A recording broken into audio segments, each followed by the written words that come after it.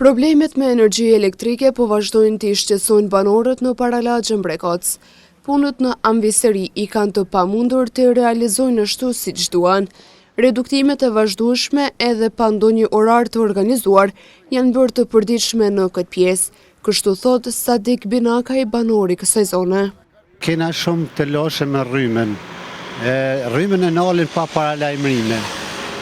Kur ka qenë përpara që të lajmërojshin me reduktime, është në rregull. E nalin ku pa ku. Na mendojmë se është e tepër nga ora 9 deri nga orën 5 e darkës në ka rrymë. Siç e dini dhe ju, tash është sezona verës, sezona e bujqve, duhet me ujit, na ujiti me rrymë, kena pusetat private, nuk kem rrymë. Do të thotë edhe klimat i përdorin se është shumë vapë e madhe tash, po pa rrymë s'kema se i përdorim klimat. Shtu që e nalin ku pa ku, nalin në orën 12 natës dhe në 2, nalin 9 mëngjesit dhe në orën 5 darkës, pa paralajmërime.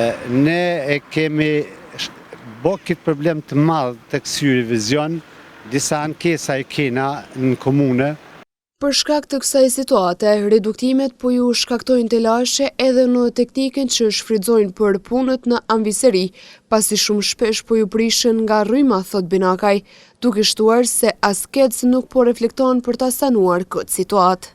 Do me kuptohet makinat e lomjes dhe këto teknika aborta është teknologji e viteve të fundit që atje ku jenë produkto nuk ndodh mu nalë rryma.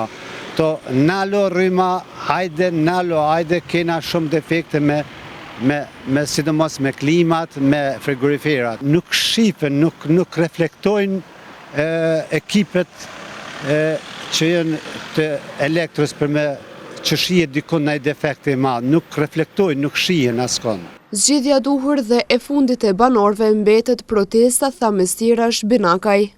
Nëse vazhdon kështu edhe në ai ditë, ne do të bujmë popullin, masivisht do të shkojmë para komunës, se s'dim çka ku muan ku ma tepër. Ne komunën e kemi si zot shtëpie, nga i kërkojmë ndihmën, nga i kërkojmë na e zgjidh problemet. Tash presim edhe gërbeqarët më ardh dhe çdo njëri gërbeqar që patëm ku fesat që kanë, i nda shumë dëshpërume. Ndërkohë ne sërish kemi kontaktuar zëdhënësin e kecit Lulzim Krasniqi, i cili thot se edhe sot në Brekoc ka punime preventive të rrjetit elektrik.